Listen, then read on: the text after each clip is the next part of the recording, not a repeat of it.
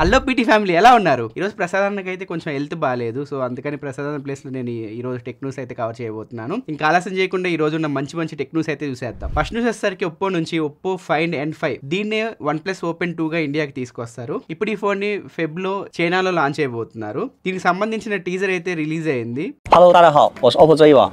宝贝儿，现在网友都在问 N5 的具体厚度有多少啊？我也很想告诉大家，你看我这个卡尺都准备好了，但是公关同学三令五申，要我一定不能把这个具体的数据讲出来。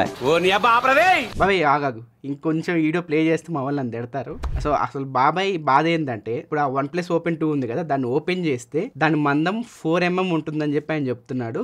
దానికి ఎగ్జాంపుల్గా 4 ATM cards తీసుకున్నారు. 4 ATM కార్డ్స్ ఒకదానిపైన ఒకటి పెడితే ఎంత మందం అయితే ఉంటుందో ఈ ఫోన్ మనం అన్ఫోల్డ్ చేస్తే అంత మందం అయితే ఉంటుంది. సో ఇది దాని మీనింగ్ అయితే. సో OnePlus Open 2 చాలా థిన్గా అయితే ఉంటుంది అన్ఫోల్డ్ చేసినప్పుడు. దాన్ని కనుక మీరు మడత పెడితే 9.2mm థిక్నెస్ అయితే ఉంటుంది. ఇది Snapdragon 888 ప్రాసెసర్ అయితే వస్తుంది. సామ్సంగ్ అన్ప్యాక్డ్ ఈవెంట్ జనవరి 22వ తారీఖు జరగబోతున్న సంగతి మన అందరికీ తెలిసిందే. దీనిలో S25 సిరీస్ అయితే సామ్సంగ్ లాంచ్ చేయబోతుంది. ఈసారి S25 అల్ట్రాలో S Pen ఉంటుంది కదా, S Pen లో బ్లూటూత్ సపోర్ట్ ఉండకపోవచ్చు అని చెప్పి వార్తలు వస్తున్నాయి. ఒకవేళ బ్లూటూత్ సపోర్ట్ లేకపోతే ఎయిర్ గ్యాడ్జెట్స్ పనిచేయకపోవచ్చు అండ్ కొన్ని ఫంక్షన్స్ అయితే పనిచేయకపోవచ్చు. ఇది అఫీషియల్ గా సామ్సంగ్ ఏమీ అనౌన్స్ చేయలేదు. చూద్దాం, లాంచ్ ఈవెంట్ వరకు వెయిట్ చేస్తే మనకు తెలిసింది S Pen లో బ్లూటూత్ సపోర్ట్ ఉంటుందో లేదో. దీంతో పాటు సామ్సంగ్ ట్యాబ్ S10 FE కూడా తీసుకురాబోతున్నట్టు రూమర్స్ అయితే వస్తున్నాయి.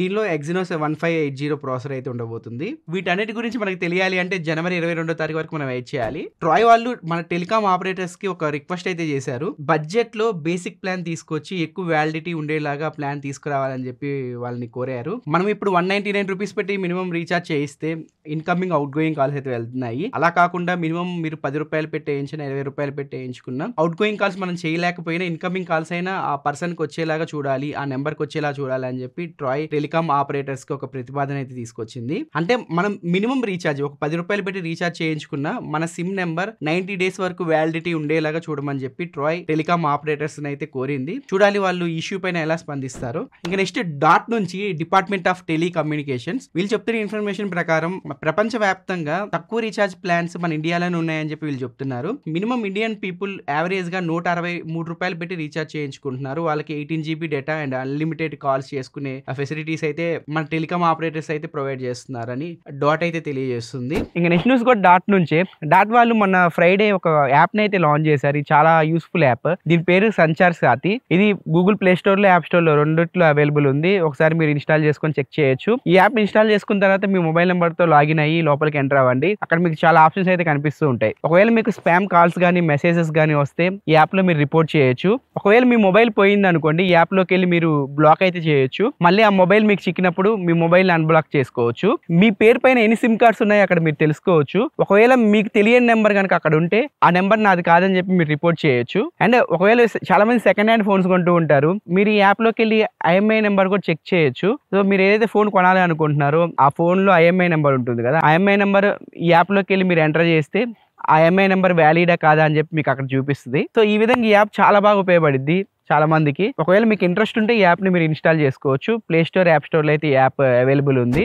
యాపిల్ ఇండియాలో యాప్ స్టోర్ యాప్ ని అయితే లాంచ్ చేసింది. అంటే మనం యాపిల్ వెబ్సైట్లోకి వెళ్ళి యాపిల్ ప్రొడక్ట్స్ కొంటాం కదా, ఇప్పుడు మీరు యాప్ స్టోర్లోకి వెళ్ళి ఈ యాప్ని ఇన్స్టాల్ చేసుకొని ఈ యాప్ ద్వారా యాపిల్ ప్రొడక్ట్స్ అయితే కొనుక్కోవచ్చు. ఓన్లీ ఐఫోన్ యూజర్స్కే యాప్ స్టోర్లో ఈ యాప్ అవైలబుల్ ఉంది. ఒకసారి మీరు చెక్ చేసుకోవచ్చు. చైనా పాకిస్తాన్ బార్డర్లో పనిచేస్తున్న మన ఇండియన్ ఆర్మీ వాళ్ళ కోసం ఇండియన్ ఆర్మీ కొత్త డివైస్ని అయితే తయారు చేసింది. ఈ డివైస్లో వీళ్ళు end to end secure mobile ecosystem అయితే యూజ్ చేశారు. దీనికి వీళ్ళు సంభవ్ అని పేరైతే పెట్టారు. సంభవ్ అంటే సెక్యూర్ ఆర్మీ మొబైల్ బార్ట్ వెర్షన్ అని చెప్పి అర్థం. దాదాపు 30,000 మంది ఇండియన్ ఆర్మీకి ఈ ఎకోసిస్టమ్ ఉన్న ఫోన్స్ అయితే ఇచ్చారు. ఈ ఫోన్స్లో మనకి M-Sigma అనే యాప్ ఉంటుంది. సో ఈ యాప్ చాలా సెక్యూర్ అని చెప్పి ఈ యాప్ని ఎవరు యాక్ట్ చేయలేరు, డివైస్ చాలా సెక్యూర్ ఉంటుంది, మన డేటా కూడా చాలా సెక్యూర్ ఉంటుంది అని చెప్పి ఇండియన్ ఆర్మీ చెప్తుంది. మన ఇండియన్ ఆర్మీ వాళ్ళు ఒకరినొకరిని కమ్యూనికేట్ చేసుకోవడానికి ఈ ఎకోసిస్టమ్ అయితే యూజ్ అవుతుంది. ఈ ఫోన్ మీరు చూసినట్లయితే Pixel 6a మనకు కనిపిస్తుంది. సో Pixel 6aని మోడిఫై చేసి వీళ్ళు M-Sigma యాప్ వేసి మన ఇండియన్ ఆర్మీ వాళ్ళకి ఇచ్చినట్లున్నారు. సో ఇది ఒక మంచి మూవ్ ఇండియన్ ఆర్మీ నుంచి.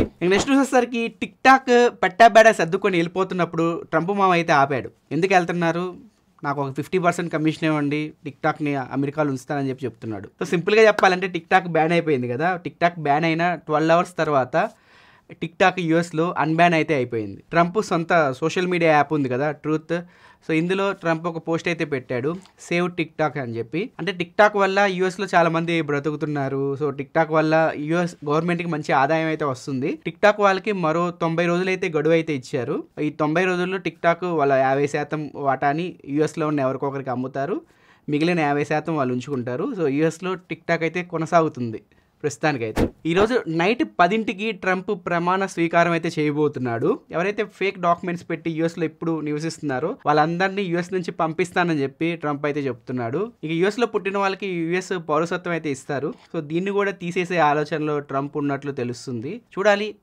ట్రంప్ మా ఏం చేస్తాడు. ట్రంప్ వచ్చాడంటే ఏదో ఒకటి చేస్తూనే ఉంటాడు. నెక్స్ట్ 5 yearsలో చాలా చాలా బ్రేకింగ్ న్యూస్ అయితే మనం చూస్తాం. ఇక డీల్ ఆఫ్ ది డే విషయానికి వస్తే సేల్స్ అయిపోయినాయి కదా, పెద్దగా డీల్స్ అయితే ఏమి లేవు. కొంచెం రిలాక్స్ అవ్వండి. ఇంకా డీల్ మీరు కావాలి అనుకుంటే ఆనర్ 200 పైన ఇంకా డీల్ నడుస్తుంది. 2000 రూపాయలు కూపన్ డిస్కౌంట్ వస్తుంది. 2000 రూపాయలు అన్ని బ్యాంక్స్ పైన డిస్కౌంట్ అయితే వస్తుంది.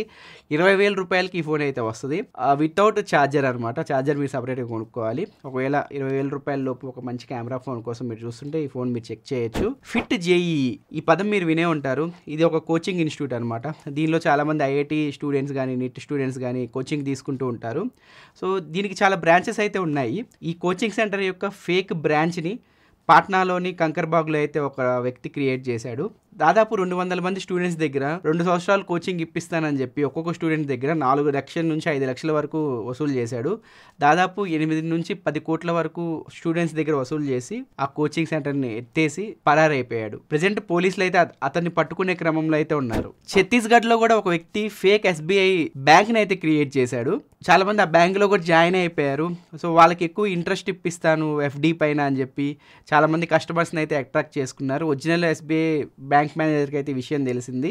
పోలీసులకైతే కంప్లైంట్ చేశారు. సో ఇప్పుడు ఆ ఫేక్ ఎస్బీఐ బ్యాంక్ నిర్వహిస్తున్న వాళ్ళని పోలీసులు పట్టుకున్నారు. కొంచెం జాగ్రత్తగా ఉండండి ఇలాంటి ఫ్రాడ్స్ రిలేటెడ్. డబ్బు ఆశ చూపించి ఎక్కువ ఇంట్రెస్ట్ ఇస్తామని చెప్పి ఇలాంటి ఫ్రాడ్స్ అయితే చేస్తూ ఉన్నారు. నెక్స్ట్ మహారాష్ట్రలోని బుల్దానా అనే జిల్లాలో దాదాపు 12 గ్రామాలకి ఒక వైరస్ అయితే సోకింది. అదే బట్టతల వైరస్. మీరు వింటుంది నిజమే, బాల్డ్నెస్ వైరస్ అంట దీని పేరు. అంటే అక్కడ ఉన్న వాళ్ళకి 4 సంవత్సరాలు పైన పడిన అబ్బాయిలకు కానీ అమ్మాయిలకు కానీ జుట్టు అయితే ఊడిపోతుంది. అసలు వీళ్ళకి జుట్టు ఎందుకు ఊడిపోతుందా అని చెప్పి ఐసీఎంఆర్ వాళ్ళు, ఎయిమ్స్ వాళ్ళు కొన్ని శాంపిల్స్ అయితే వాళ్ళ దగ్గర నుంచి కలెక్ట్ చేసుకొని ఆ శాంపిల్స్ పైన టెస్ట్ అయితే మొదలు పెట్టారు.